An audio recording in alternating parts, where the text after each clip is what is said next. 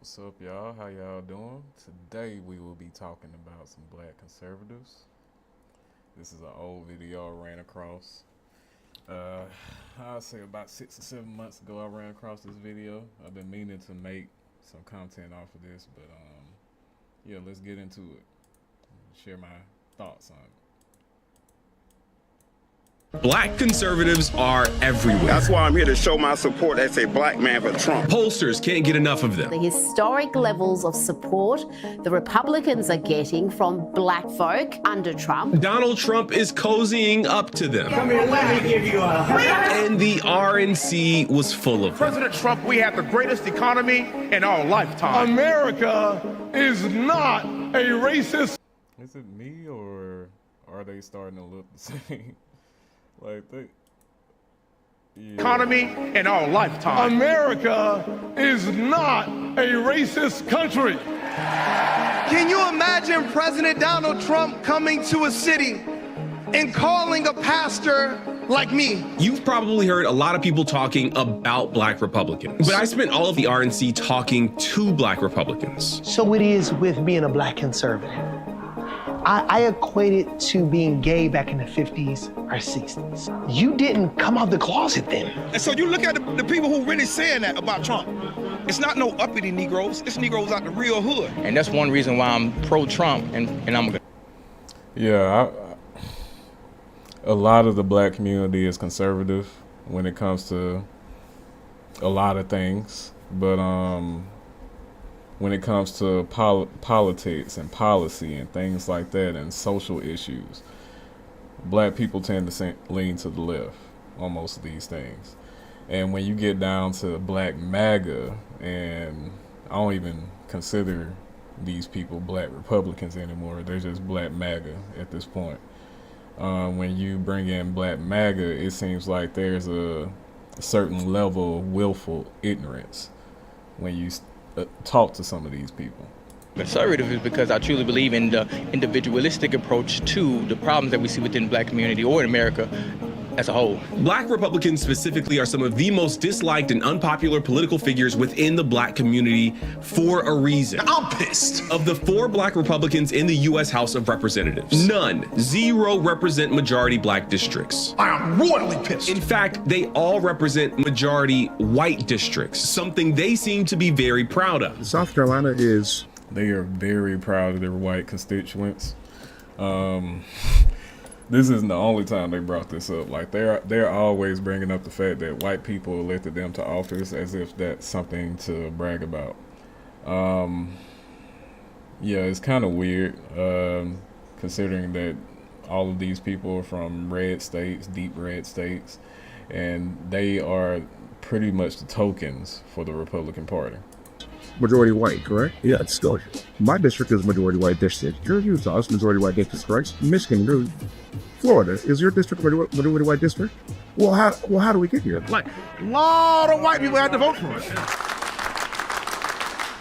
There is an obvious disconnect, and that's what I want to explore today. I wanted to know what draws a black person to identify with this Republican Party. Trump has been for black people, regardless of what the media say, for a long time. Trump has not been for black people. There's no proof of him ever doing anything significant for black people. He will do some performative things, but as far as the hard stuff, passing real policy through Congress, he hasn't done any of that for black people. Yeah, we've seen the highest unemployment rates under him, all that. So let's not pretend like he's out here championing, being a champion for the black fight. Bible say we perish through a lack of knowledge, right? So until you teach the people, that's the only way they're gonna learn. So it's our job, me especially as a black conservative, to get out there, get on the ground, and teach these people all about the black conservative movement. And when you look at the movement now, especially right now, we speaking, baby. I learned a lot about black Republicans in these conversations. Their motivations, their stories, their goals. These are real people with genuinely held beliefs. Beliefs that I largely disagree with, and I told them as much. It wasn't policy. It was white people. It wasn't white people. It was no. Let's be very clear. It was white people. No. I tried. And that kills me every time you bring up white people around these people. they will go to tremendous lengths to defend their great white savior. I'm cool with white people. I don't hate white people by any means, but I'm not going to go beyond myself to defend some of their behaviors in history. We all know some of the stuff that went down in history when it comes to interactions between black folks and white people. Like, let's not start caping for them. And that's one of the things that I think a lot of black people hate about black MAGA or black Republicans, if you would say so, because they seem to put white people up on a pedestal for some reason. Like to have respectful dialogue with them. So in this video, I want to share these people with you, but I'll also share some of my reflections on the experience of listening to, fact-checking, and disagreeing with black Republicans. I learned a lot about black Republicans, and I think you will too. So with that, let's dig in. In talking to black Republicans, I found that their most consistent ideological North Star was an emphasis on personal responsibility. For those I spoke to, there was a real value for rigid individualism as opposed to collective progress and identity. Take Topher, for example. He's a Christian rapper, has millions of followers online, and believes, according to him, in an individualistic approach to progress. Yeah, this guy Topher, he's from Mississippi. He's a content creator from my own homegrown state of Mississippi, and he's been caping for these white folks for a long time. Now, I will not say he's a bad person, because he donates to charity, he does things for the kids. I'm not gonna say he doesn't do anything or he's a bad person or anything. He seems to be a decent guy. But when it comes to his politics, he ignores a lot. Or he's being willfully ignorant. You get what I'm saying? He's like, when approached with actual facts and statistics, he doesn't engage with any of it. He just ignores it and moves on about his day when it comes to his daddy Trump. You get what I'm saying? So progress for black people. And that's one reason why I'm pro-Trump and I'm a conservative, is because I truly believe in the individualistic approach to the problems that we see within the black community or in America as a whole. You can think about it, Black Wall Street, Harlem Renaissance, all that time, we was doing great. But when the policies came in and started destroying the black communities, that had nothing to do with an individual. That took a group of black people coming together. And he may be coming from that approach that black people should come together as individuals and do something on that sense. It's kind of hard to say, but if he's talking about just a black individual doing something, pulling himself up by his bootstraps and all that shit, nah, you can't bring Black Wall Street into this, because it was a collective. slowly and slowly. Matter of fact, it was supposed to get rid of poverty, or at least lessen it, but we have more poverty now than we had back then. I think you'll notice a theme of dissonance. That was a lie too. We don't have more poverty now in the black community than we had back then.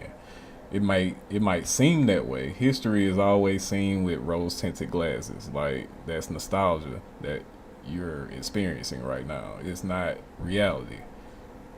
Poverty was bad back then for black people too. We just didn't see pictures of it. You get what I'm saying? So, yeah.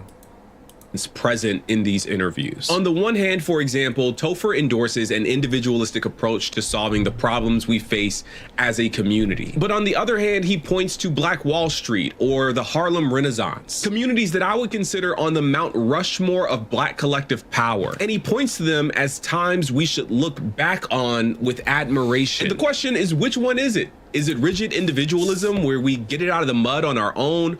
Or is it about creating communities where we work together to build our collective resources? What's also interesting is that somehow for him, these communities no longer exist because of liberal or progressive policy decisions. But when the policies came in and started destroying the black community slowly and slowly. Matter of fact, it was supposed to get rid of poverty, or at least lessen it, but we have more poverty now than we had back then. I think it's worth pointing out that that's disgusting.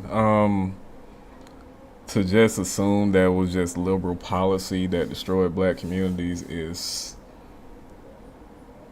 irresponsible and not really paying attention to what history tells us. Now, I will not say that, you know, there wasn't certain policies back then, even after civil rights legislation, that hindered the black community. That's true. But what caused the destruction of Black Wall Street and several black communities was racist white people. Just say it with me. Racist white people. That's it. That this more poverty now than back then line is verifiably false. It falls in line with a theme that people like Byron Donalds have advanced continuously throughout this election cycle. The idea that we were better off in any way during the Jim Crow era. During Jim Crow, the black family was together. Yeah, that's right. During Jim Crow, more black people were not just... This is that white apologist BS that I'm talking about, and it can only come from the Trump administration. This is the top black guy behind Trump. Every time you see him involved in anything black or brown, he's right behind him. And he's talking about black people were better off during Jim Crow. Conservative, because black people always have been conservative minded, but more black people voted conservatively. It's worth noting that the black poverty rate has been falling ever since black people started receiving civil rights protections. It's almost as if these progressive policies worked. Now, you mentioned Black Wall Street, brother, and I want to be very real with you. Yeah. Black Wall Street was Tulsa. And I will agree with that. Most of the progressive policies that were put in place did help the black community. The poverty rate dropped. It's better than it's ever been before now, and that's just a fact. Oklahoma, the Greenwood District, where black people built their own community, had their own stuff. Did it go far enough? No, I'm not gonna say that. Sustained community, beautiful economy, Greenwood District, where black people built their own community, had their own self-sustained community, beautiful economy, making it for themselves. And white people destroyed it. Yeah. It wasn't policy. It was white people. Well, white people, it was no. Let's be very clear. It was white people. No. It's so hard for him to admit that it was white people. That's crazy. And this dude from Mississippi. It's so hard for him to admit like white people destroyed those black communities. No. It was those white people. It was white people in that community, absolutely. Exactly. And let me just say this: Elaine, Arkansas, Rosewood in Florida, Atlanta, Georgia, the Sweet Auburn District, North Nashville and Nashville, Tennessee. At some point, it stops being an antidote and it starts becoming a trend. Is what he's trying to get through to this guy.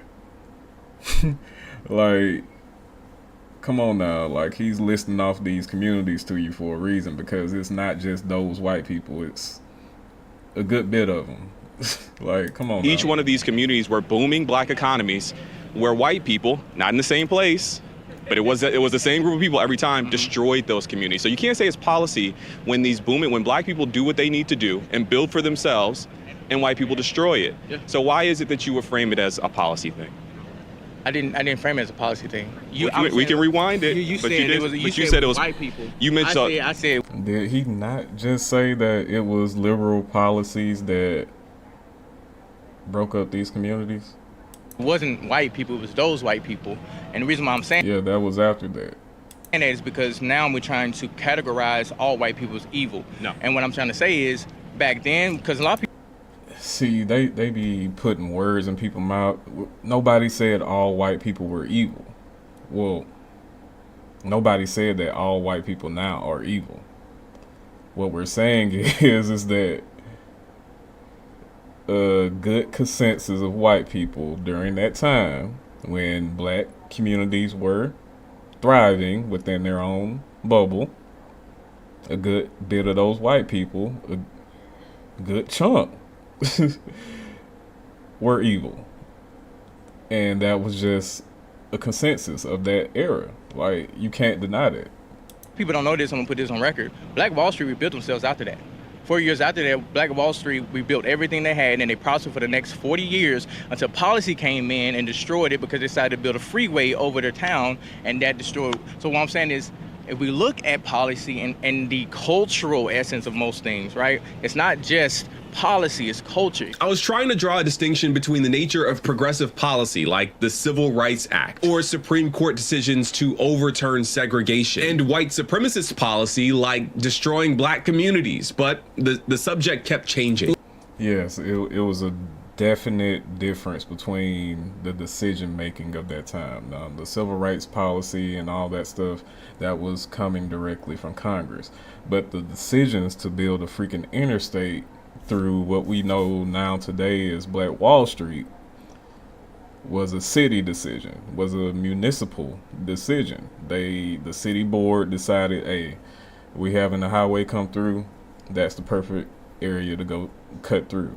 You get what I'm saying? So it's different levels to this, you know, you get what I'm saying? And you have to be aware of these things when making these arguments. You can't just say, oh, it was liberal policies, when it was actually conservative politicians in that municipality choosing to build an interstate through that black community. Lucky for you, I actually made a video about Tulsa, Oklahoma's Greenwood district. It was definitely white racism that destroyed Black Wall Street and other black communities through explicitly racist acts of state-sanctioned. Yeah, another community was flooded, I think. That was due to I think that was like a county board. It might have been a municipality. I'll have to read back up on it, but stuff like that. Violence. This is why an accurate, full telling of history is so important. Black oppression and black progress have always had a collective quality to them. Black people have been, throughout American history, targeted as a group, from slavery to black codes to Jim Crow to mass incarceration to anti-inclusion efforts today. But we've also made progress by harnessing the power of collective action during Reconstruction and the Civil Rights Movement, and even today during the black-owned business boom. From LBJ, that's why you say we have these Negroes voting Democrat for the next 200 years. But all those policies have not done what they promised. Would you agree? I would not agree. Yeah, that's not exactly the case. So you think we're better off as black people now than we were before LBJ passed those policies? Yes, brother, we can vote without the threat of. What kind of, are we not better off today than we were before the civil rights bill passed?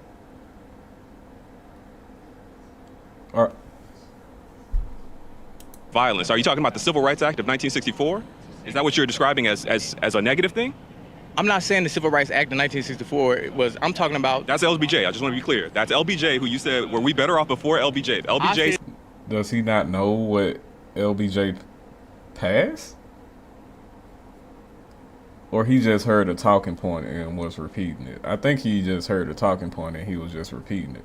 Because ain't no way he just understood that LBJ passed the Civil Rights Act and said that we are better off before that. There's no way that a guy from Mississippi that said some shit like this. Violence. Are you talking about the Civil Rights Act of 1964? Is that what you're describing as a negative thing? I'm not saying the Civil Rights Act of 1964 was, I'm talking about... That's LBJ, I just want to be clear. That's LBJ, who you said, were we better off before LBJ? LBJ signed the Civil Rights Act of 1964. I'm talking about the war on poverty. I just want to answer that one. I want to answer that specific one first. What's the Civil Rights Act of... This guy has millions of followers. Like, how? 1964 bad I thing. agree with the Civil Rights Act of 1964. Thank you. But at the same time, I'm also... Put it like this, I prefer dangerous freedom over peaceful slavery. I don't know what that means. Explain more. What it means more. is I would rather, given the fact that even back then we still had our families together, communities were stronger back then, I would rather deal with the dangerous freedom of not knowing and controlling people with policies as much as possible versus the peaceful slavery of being married and tied to the government. Given Trump's well-documented... White people enjoy welfare just as much as black people do. Why are we even tying things like government assistance, government help strictly to one race all of the time? I'm not comfortable with that. Like, especially coming from skin folk. I ain't gonna call them kinfolk. This situation is like weird. Like for him to just go this far into caping for white folks and also act as if he don't really, like he wasn't raised in Mississippi. Like that's a little weird. Like history of saying and doing race. I'd rather deal with the dangerous freedom of not knowing and controlling people with policies as much as possible versus the peaceful slavery of being married and tied to the government. Given Trump's well-documented history of saying and doing racist things, I wanted to know how these black people could be drawn into Trump's political orbit. So I talked to Pastor Lorenzo Sewell. Yeah, so anyone that wants to come to church, they're able to come. So when President Trump called, I thought about it like you calling me and say, hey, Pastor, I want to invite a friend to church who has 34 felonies. Hey, Pastor, I want to invite a friend to church who... I'm a little bit iffy on this one because you're a religious figure. You're supposed to open up your doors to anybody that want to walk through. I understand that. But there also comes some type of responsibility to recognize when you might be being used. You get what I'm saying? So this situation is a little iffy to me. I don't know enough about dude to even make a assumption about his character or anything like that. He's a pastor. It's the religious thing to open up your door to anybody who asks. Fine. But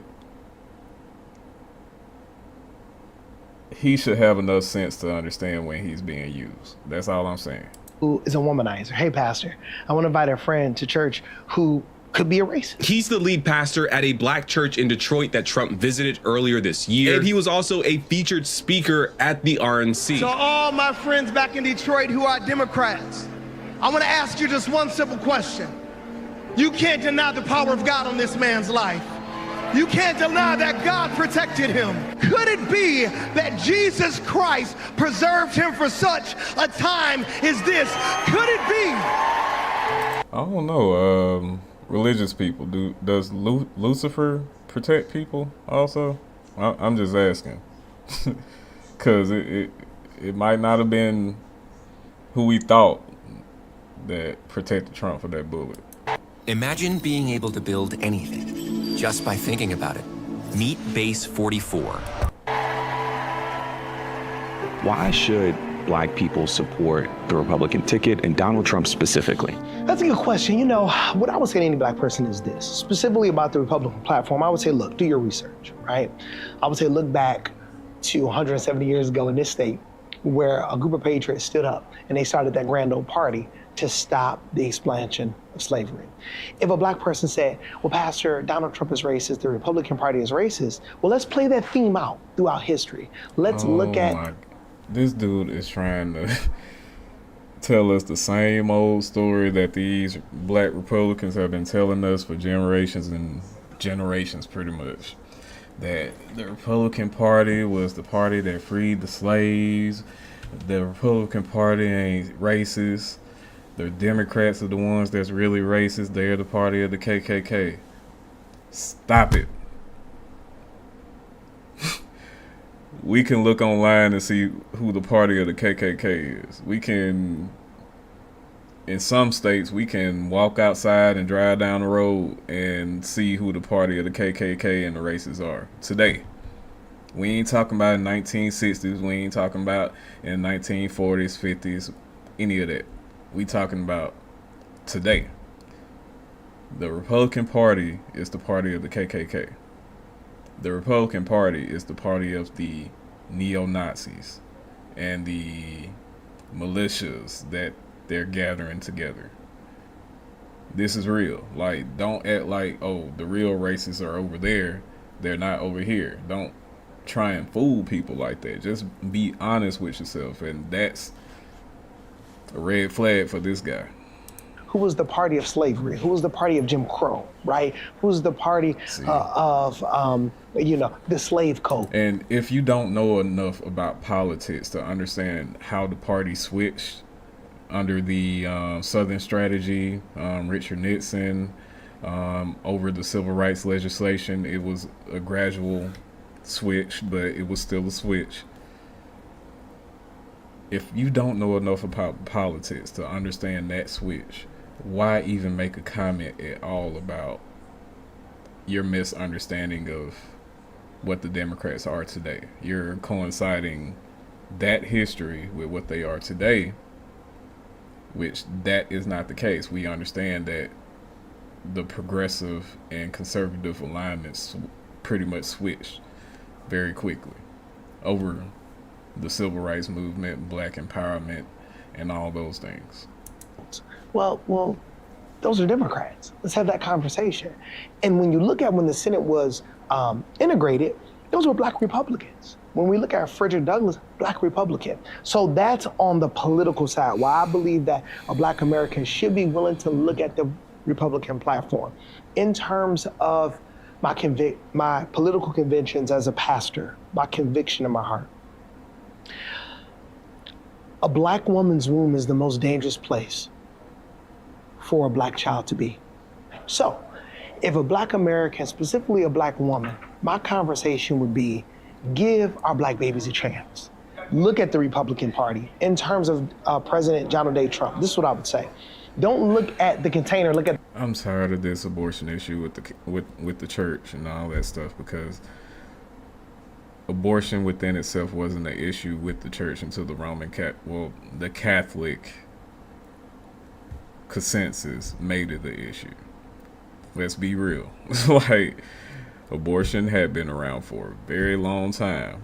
The church was aware of it, but they didn't choose to make it an issue until they did. And hence, all churches are against abortion now. Hey, it's just funny that things like government assistance, abortions, and all these things automatically are attributed to the black community and not white people, which they use these things at a very high rate themselves. And it might be at a lower rate than black people, of course, but that's because they earn almost 10 times as much as we do. At the content, right? Don't look at the man, look at the mission, right? Don't look at his past. Look at where your agenda is for your community in the future. Conservatives are leading the charge to remove protections for voting rights, protections for maternal mortality, interventions in California, affirmative action, diversity, equity, and inclusion. These are all issues that pertain directly to the people that I know that you serve in your community. Why should they support the party behind the hindrance, the advancement of the very things that I know you stand for? Sure. Black people that I know, that I represent, that I've had these conversations with, they don't want to be put in a position because they're black. There's not one black person I know that will say to me, Lorenzo, I deserve this position because I'm black. But I want that's not you know that's not what that is. It's like, that's not, like, come on now. And this is what I mean by willful ignorance, is that he has, at this point, Donald Trump was a political candidate running for the White House for the second time. He had Donald Trump come into his church. He's making these political opinions without fully understanding the issues that he's talking about. DEI is not handing someone a job just because they're black. DEI didn't just, sad to say, but it didn't just benefit black people. It really didn't. Like,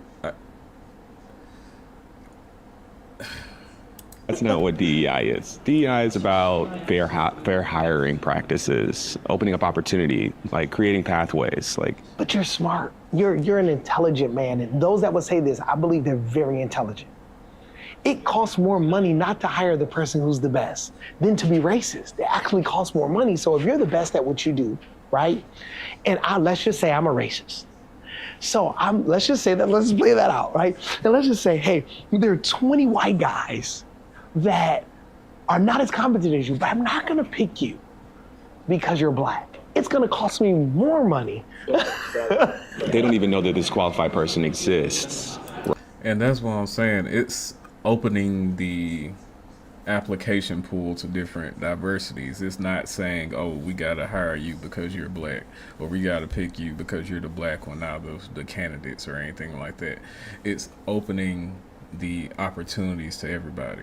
Because when a job offering goes out, or when a job posting goes out, 9 times out of 10 somebody in the HR office's family member might hear about that job before a random person that's looking for a job in a lower income community, part of the community, you know, he might see that last. You get what I'm saying? So instead of having that other person miss that opportunity, we want everybody to see that opportunity at the same time and get a fair shot.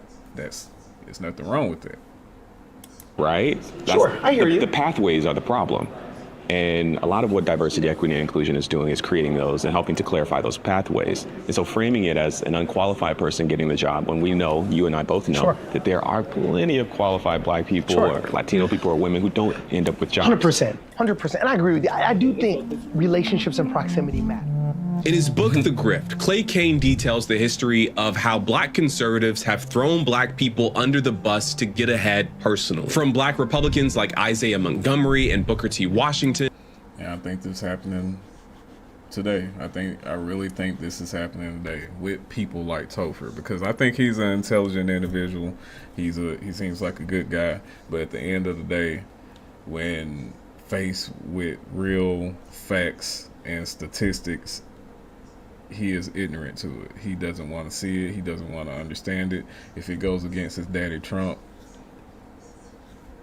it just goes in one ear and out the other. You get what I'm saying? So To modern black Republicans like Clarence Thomas, Clay Cane makes the case that the modern black Republican is likely, if not assuredly, a grifter, a person who is doing that which is politically expedient rather than doing what is right, doing whatever they need to do to get that all expenses paid trip to fancy places. I couldn't help but wonder if some of the folks I was talking to fit that description. So I asked Pastor. And Justice Clarence Thomas is a problem. Like, he is a whole freaking problem to be a black man in one of the the highest court in the nation, and to be taking bribes like he is from Republican donors.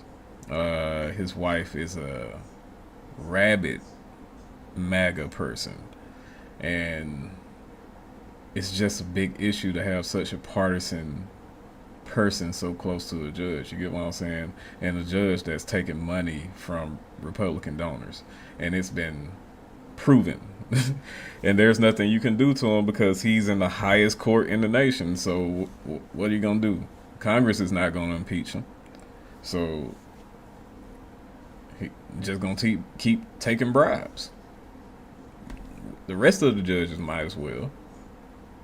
Pastor Lorenzo. Don't let it be a Democratic judge or a liberal leaning judge. It's over with. So whether or not he was a grifter. In my reporting, I've spoken to Clay Cane, who wrote a book about grifters, how sometimes black Republicans will align themselves with political power for their own personal advantage. Sure. What do you say to a person who says, hey, like, you're a talented, gifted person, but we didn't necessarily know who you were, but now you're speaking on one of the biggest platforms in the world tonight? Quite frankly, I don't need another opportunity to speak. Has the Republican Party said, Lorenzo, we're going to write you a big check? No. If they did, it's just going to go right to the community anyway, right at the end of the day, because that's where my salary goes. You've mentioned Frederick Douglass and others from the 1800s, early 1900s. In those times, black Republicans were elected by black people. Sure. Today, black Republicans, they're elected in majority white districts. Agreed. Why is it difficult, maybe even some would say impossible, for a black Republican to be elected in a black? That's a good question. You know what? I wrestle with that. I think because black people can sense the bullshit. Like, let's be real. Like, the fake code switching trash crap that they got going on in the white communities with their white constituents is not going get through to any community that's, you know, significantly black. It's not gonna reach them. It's sad to say, but hey, it's a good thing too, because Lord have mercy, these black Republicans are a little dense. I mean, either they're dense or they're grifting. They know what the hell they're doing. They're just trying to benefit themselves, and that's what Candace Owens is doing. Like, she's a full-blown Nazi at this point. The biggest problem is the Republican Party, in my opinion. They have, I believe, drifted from their roots in terms of black people having authority within that party. Flying the rebel flag is drifting from your roots, I guess. Glorifying the Confederate soldiers and memorializing them is drifting from your roots.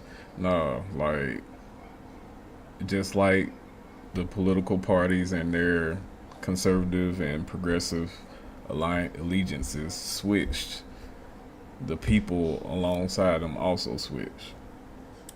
I don't believe the Republican Party has learned well how to support financially those who are black Republicans that want to come out the closet. I equate it to being gay back in the 50s or 60s, right? Or even because all the rich Republican donors, like the old money dudes, like the Koch brothers, they're not finna. Oh, you gonna have to say some stuff. You gonna have to be Candace Owens to get some money from them. Like, you gonna have to. Uncle Ruck is gonna be able to get some money from him. I don't know if you'll be willing to go that far, but that's how you get money out of the rich Republican donors. But a lot of these black conservatives, they'll tread that line. They'll tip over every once in a while. They'll, you know, do whatever they need for Trump. But as far as like going full Uncle Ruckus, they won't go that far. 70s. You didn't come out the closet then, like the movie Philadelphia, right? Because you could be ostracized. So it is with being a black conservative. We have been, the Lord has blessed our church. He's been very kind to us to really serve our community. However, me just having President Trump at our church, if I could play the voicemail, sir, these are the ones I haven't had time to delete. If I could send you the emails, where it's like, really? I mean, people that I thought loved me, they're like calling me everything but a child of God. I'm like, hold on for a second. Can we have a conversation? Why are you like, not? How has that made you feel? You know, I was a drug dealer. I was a street pharmacist, right? Former. So people that you love hurts. I have to be frank with you, you know, but. I was about to say something, but I'm not. Other people that don't know you, don't understand your motives, I get it. When tensions are high, motives are questions. And tensions have been high in our country as it pertains to politics. So people question my motives. I understand that. But for the people that love you, it hurts. It really does. And that's the reason why black people won't come out the closet. A relatively small percentage of black people will vote for Trump this November. But I have a take and I want to share it with you. A more inclusive and racially diverse Republican Party could be a good thing. American conservatives and Republicans have made the lives of black people difficult on purpose. From the Southern strategy to welfare queens to anti-woke, anti-DEI stuff today, American conservatives have galvanized their white base by making the lives of black people harder. It could be a good thing to see more black Republicans if it means that the Republican Party is becoming actively hostile. No, that's not. Nope.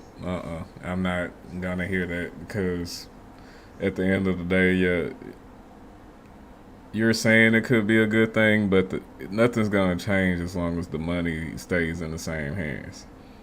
The money of the Republican Party decides who wins and who loses. You get what I'm saying? So yeah, you're not.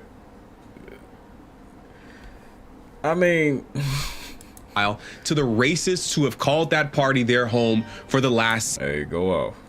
60 years at least. Make American politics inhospitable to racists. I'm all in on that platform. But the reality is that racists, or at least racism enablers, were present and accounted for at the RNC. They were given stage time, had exclusive access, and seemed central to the whole operation. And I'll tell you what did not feel central. Black people. I actually attended the Black Delegate event during the RNC, and something really interesting happened. The event was taking place away from the main convention center. And in the middle of it, unexpectedly, former President Donald Trump's motorcade could be heard approaching the event from a distance. People have been having a great time before that moment, but you should have seen the excitement on people's faces when they realized it was Trump approaching their event. It really felt they were ready to see their daddy. Felt like this big moment of acknowledgement, the perfect punctuation in a banner year for Black Republicans. Journalists and news crews were scrambling to get into position to make sure they captured that moment when he comes to this event. But then his motorcade just drove by. It turned out he wasn't coming to the Trump did a drive. Trump did a drive-by on them folks like, hey, I'm away from my window. Y'all have a good one. That is wild. Event. It wasn't on his schedule. So he didn't even have these folks on his schedule. It just happened to be along his route. He waved at us. In case you didn't see it, he waved. The disappointment. Yeah, they felt a little salty. Oh my God. The disrespect. Obama would never. Appointment for this group of Black Republicans was tangible and kind of poetic. And I think that's my big concern with the future of the Republican Party. The RNC had quite a few drive-by acknowledgments that Black people exist, but little to no substantive action plans for how they would show up and be present with and for this community. And if I'm honest with you, I think that's on purpose. The only way the Republican Party becomes this ideologically conservative but racially inclusive big tent party is if there is a fundamental rejection of the people and policy and practice they currently hold as sacred, near and dear to their political vision. And that's not gonna happen, ever. Especially now that Trump is entrenched into the Republican Party, it's not gonna happen. I'm sorry, but not Trump, the one that wants to, I think he still wants to go after the Central Park people. Like, he holds a grudge. He still thinks Obama was an American citizen, you know? So, yeah, Trump is not. As long as the GOP makes racial justice a political issue worth fighting against, a majority of Black people will never vote for the party. As long as teaching Black history is woke, as long as race-conscious solutions to race-conscious problems are demonized, as long as they commit to denying racism's impact on society, Black people, by and large, are not going to vote for them. But these guys may, and that might be good enough for them. They don't care. I mean, we need to stop pretending that the Republican Party cares about these people, because they really don't. They're caping so hard for the Republican Party to have a spotlight, to be the few that they cherish and stuff like that. But at the end of the day, they don't really care. But yeah, I just wanted to show y'all that video, give y'all my reaction to it. Yeah, hopefully I can stream sometime Wednesday. I'm not doing it tomorrow. I'm taking me a little break, set up some videos, do some editing, you know what I'm saying? But yeah, thank y'all for watching. Give me a like, follow, subscribe. Y'all have a good